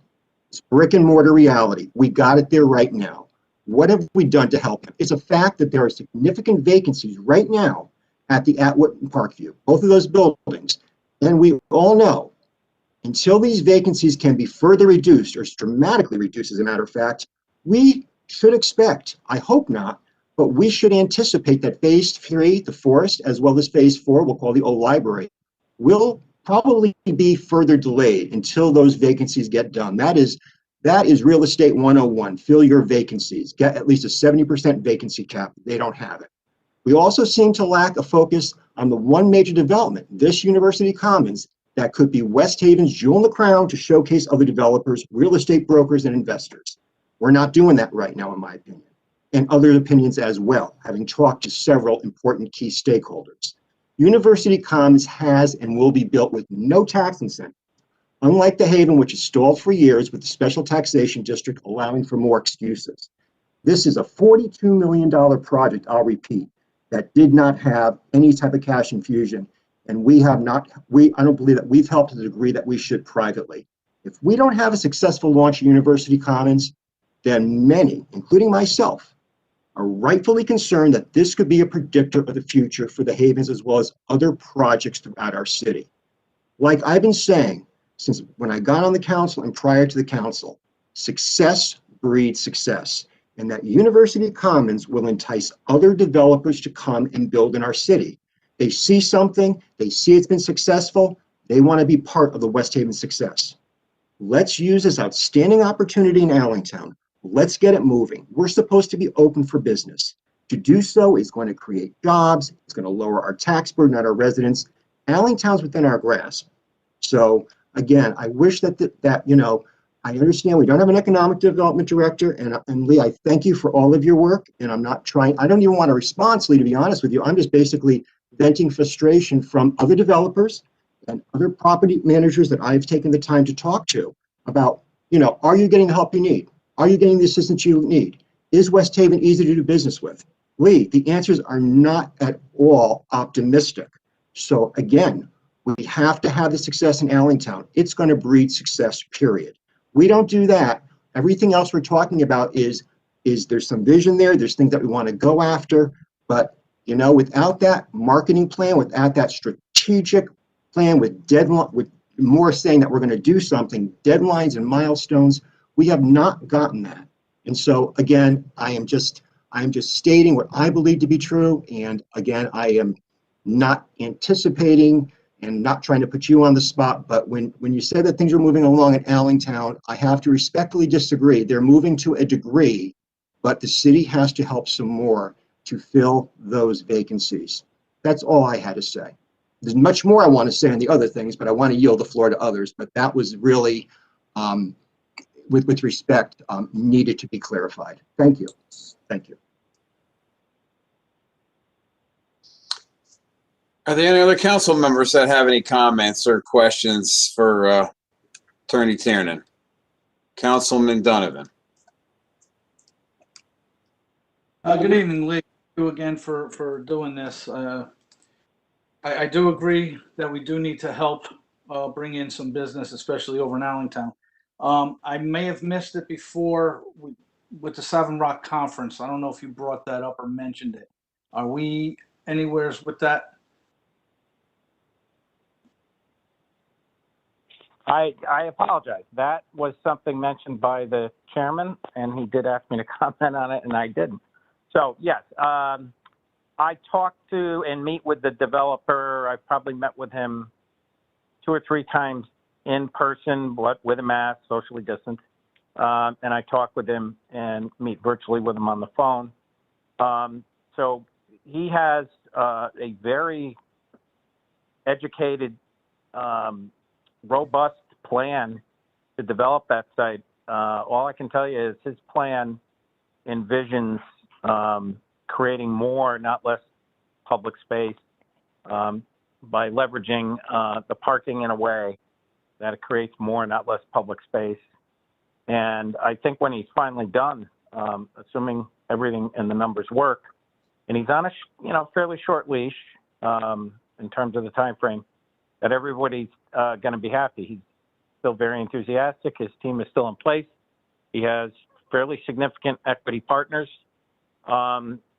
We have an MOU, but we're probably going to adjust it as he gets closer to his needs. He's hired architects. He's hired engineers concerning some of the parking he wants to do. So that's moving along. I mean, it's moving along pretty swiftly, and I think we're pretty pleased with where it is. I can't talk about everything that we've talked about because the rules suggest in terms of negotiation, I'm not supposed to talk about negotiations publicly, so I won't. But you'll hear about that. But I just talked to him today.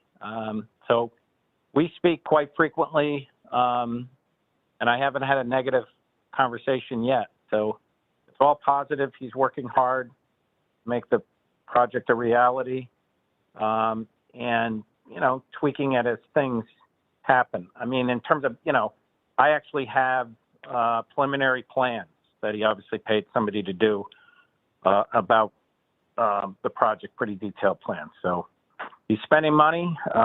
He's moving forward.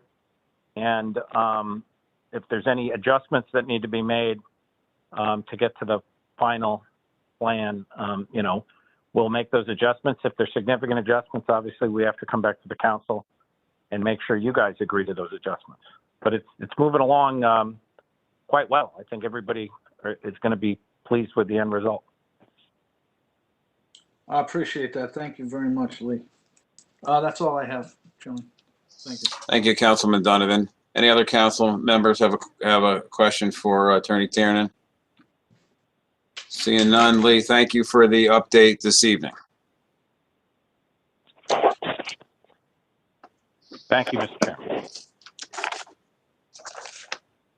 Okay, we will convene the council back in session, and the first committee to report out is the Personnel and Civil Service Committee.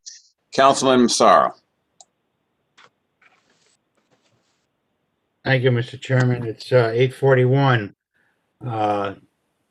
Personnel and Civil Service.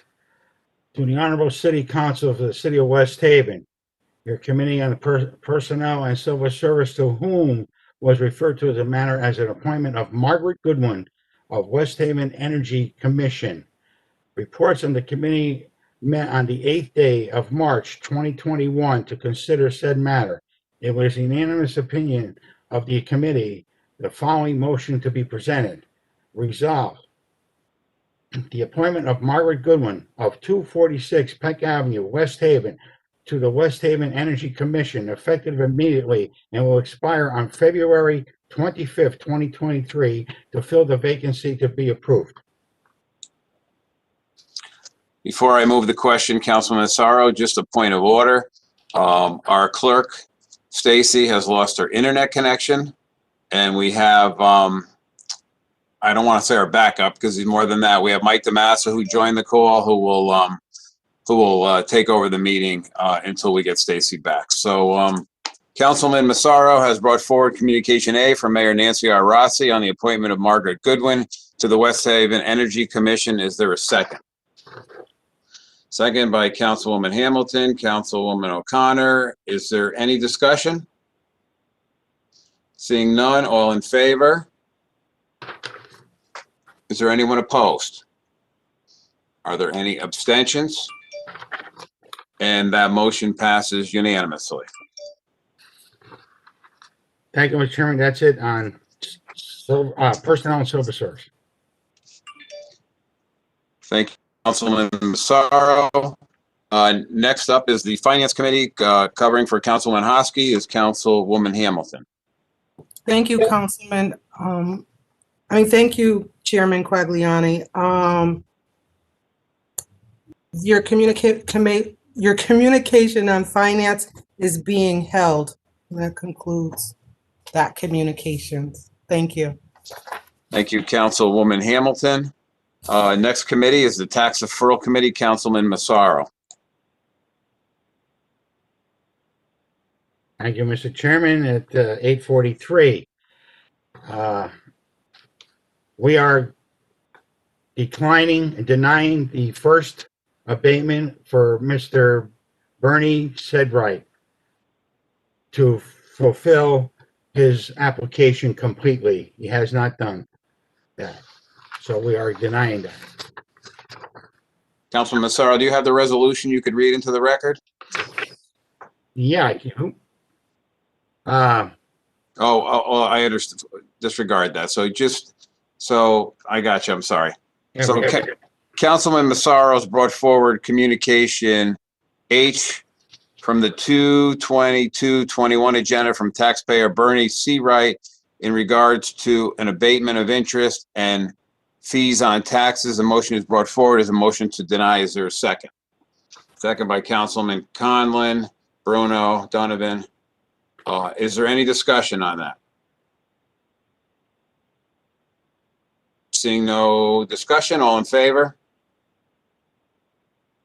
Is there anyone opposed? Are there any abstentions? And that motion to deny carries. Okay. Second deferral. To the Honorable City of Council of City of West Haven. Your committee on tax referral to whom it referred to the matter of the abatement of interest and penalties on taxes. The report of the committee met on the 8th day of March 2021 to consider said matter. It was a majority opinion of the committee that the following resolution be presented. Resolution that the request for the abatement of interest and fees currently due as of the date of this council meeting on 2020, 11, 2016, 2017, and 2018, grand list from Mrs. Phillips of 64 Kilbourne Street, West Haven, be approved based on the following. The tax balance must be paid within 24 weeks from the date of this meeting, and all tax bills issued from this date forward must be paid when due. A good faith effort of payment of the minimum of $50 a week must be established. Councilman Assaros brought forward communication I from the 2/22/21 agenda from taxpayer Assunta Nimley Phillips in regards to abatement of interest and fees on taxes. Is there a second? Second, Councilwoman Hamilton, Finelli, Bruno, Cohen. Is there any discussion on this communication? Councilman Galignano. He said 24 weeks. Is it 24 weeks or 24 months? So it's 24 weeks. Okay. Is there any additional discussion? Seeing none, all in favor? Is there anyone opposed? Opposed, Councilman Conlon. Are there any abstentions? That motion carries. Thank you, Mr. Chairman. That's it on tax referral. Thank you, Councilman Massaro. Next up is the Health, Welfare, and Safety Committee, Councilman Bruno.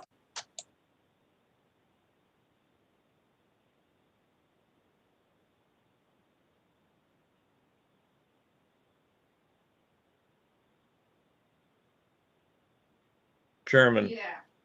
Communication B, the Honorable City Council of the City of West Haven, your Committee on Health and Welfare and Safety, to whom it was referred to the matter of the City Council approving moving forward on the Safer Grant application. Reports that the committee met on the 8th day of March 2021 to consider the said matter. It is the opinion of this committee that the following motion be presented. Resolved by the City Council of the City of West Haven, hereby approve the West Haven Allentown Fire Department's application to move forward in applying for the Safer Grant. The City Council agrees to adhere to the terms of the grant as set forth in the addendum of the application. Councilman Bruno has brought forward communication B from Chief Terenzio in regards to the City Council approving moving forward on the Safer Grant application. Is there a second? Councilwoman Finelli, Councilwoman O'Connor. Is there any discussion? Seeing no discussion, all in favor? Is there anyone opposed? Are there any abstentions? Councilman Massaro abstains. That motion passes.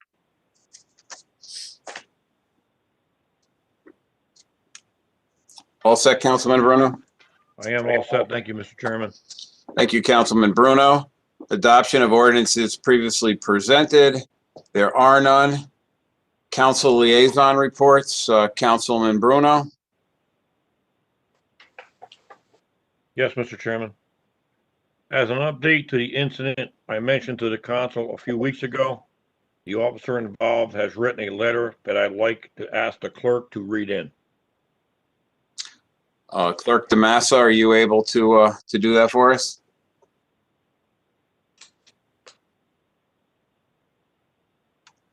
Hang on, Mr. Chairman. Let's see if I can do that for you. Can you hear me?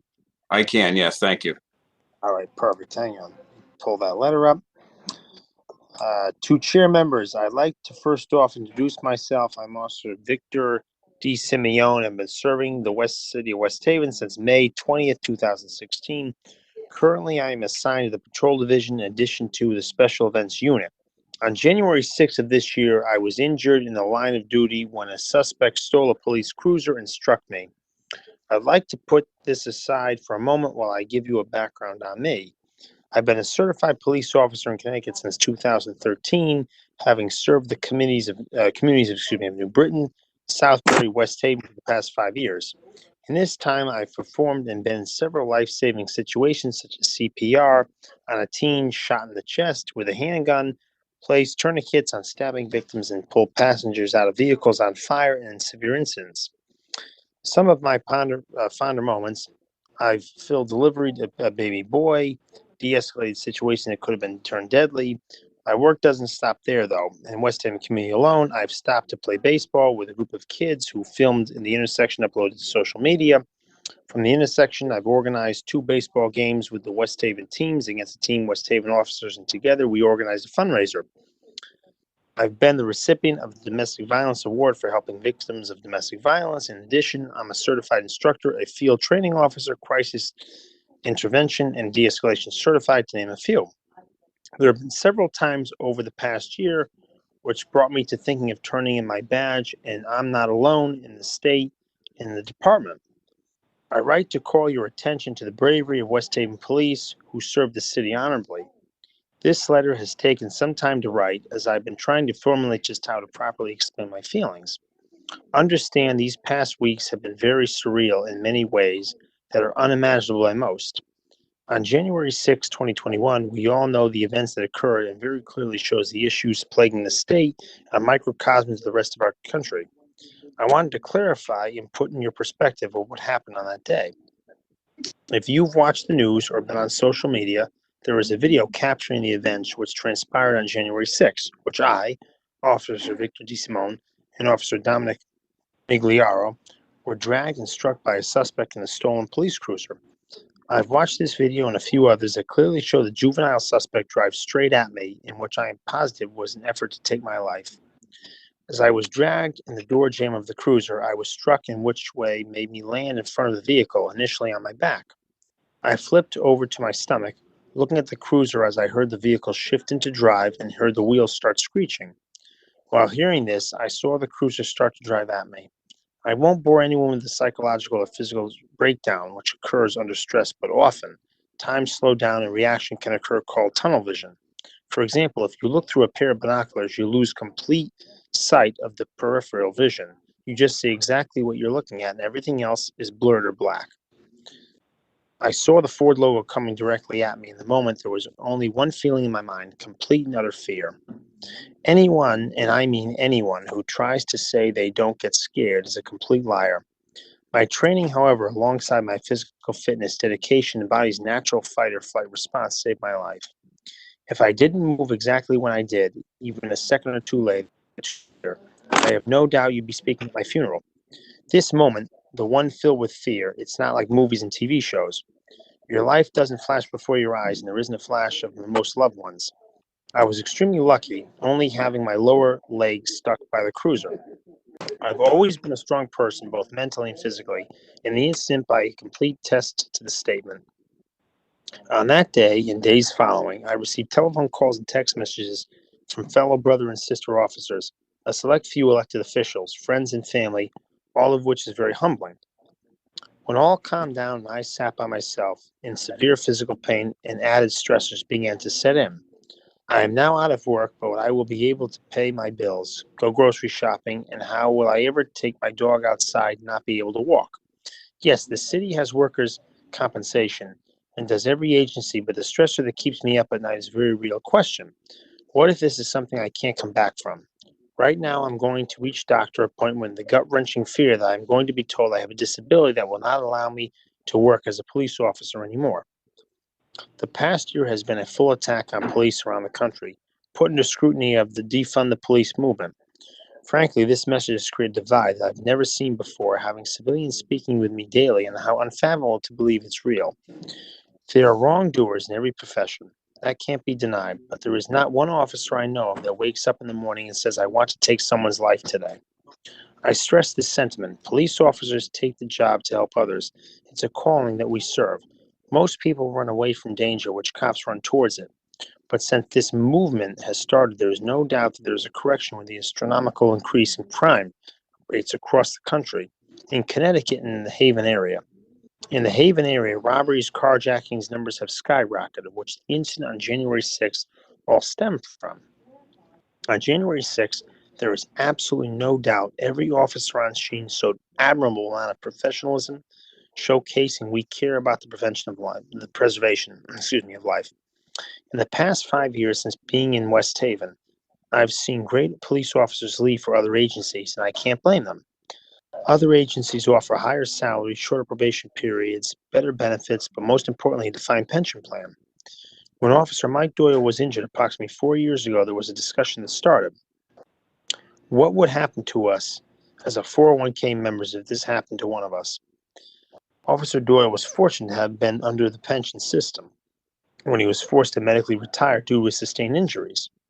This question was a huge fear and concern for members of the 401k retirement plan. The few years following, West Haven Police had a mass exodus. It was rotating door for officers to come on, be trained, and leave for the security of pensions. It's not a secret. West Haven is looked as a rotating door.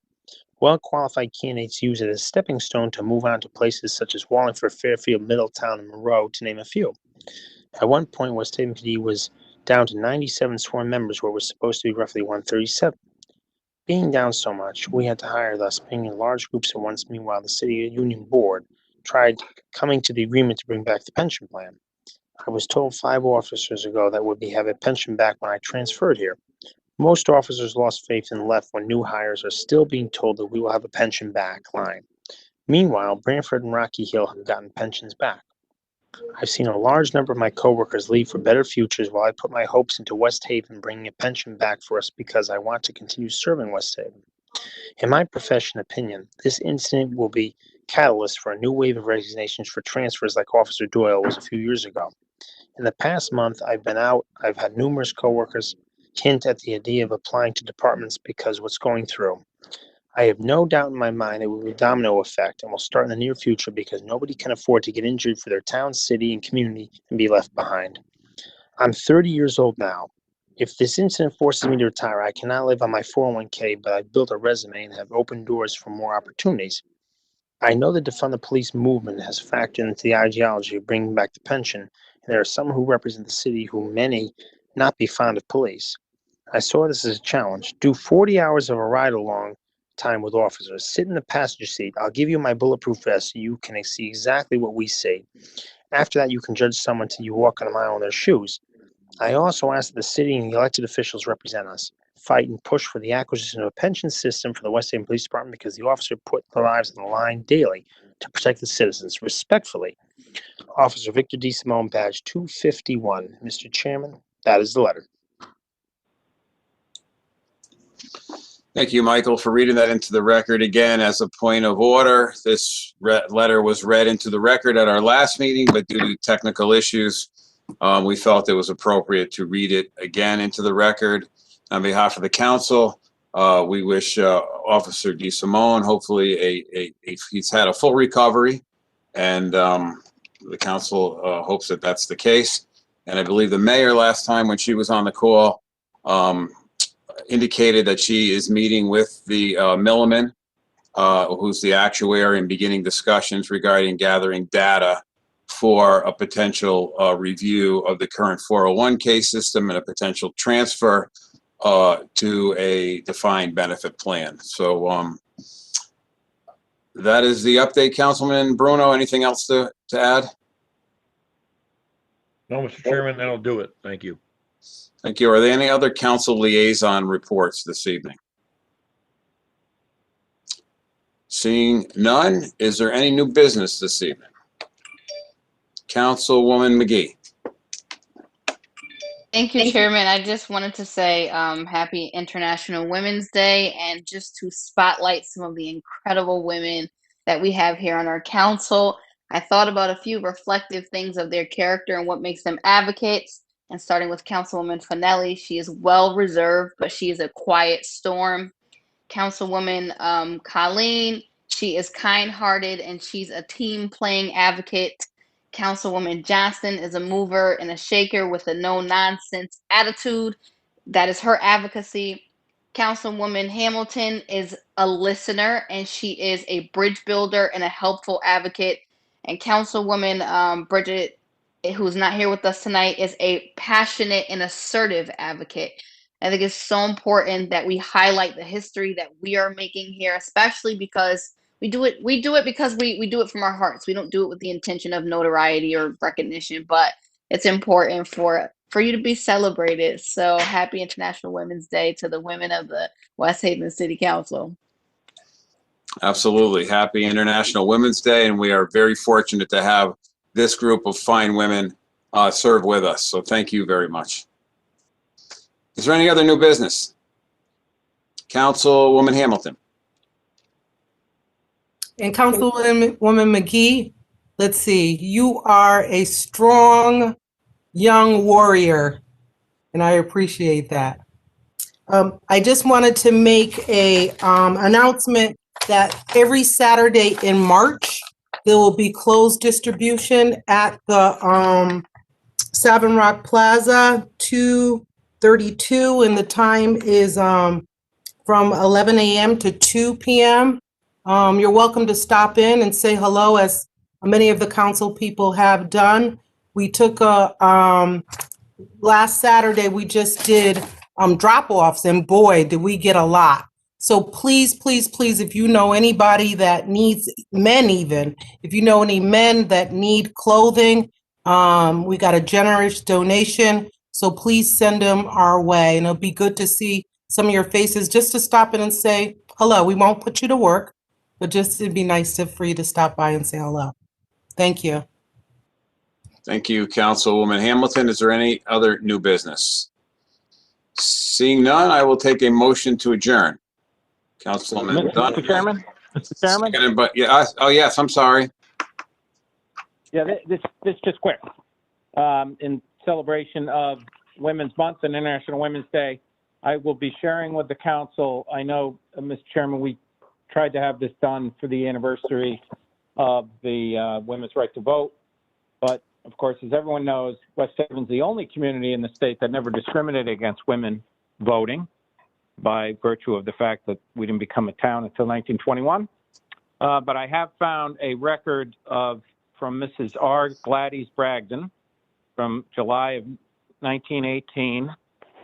She did interviews with various prominent people about their views on suffrage, who might affect the vote on suffrage, and her handwriting is very good. And I'm going to share you her notes on certain West Haven people who had various views on suffrage, mostly favorable. I'm afraid the one called Tiernan isn't favorable, but I will share the good and the bad. So you'll get that in honor of this month. I will share it with the clerk, and he will distribute it to all the council members. We don't get to have a lot of fun, so I just thought it would be a fun little thing that everybody could have. Thank you, Mr. Chairman. Thank you for sharing that, Councilor.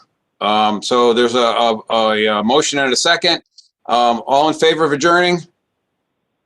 Very good. Good night, everybody. Have a good night. Good night, all.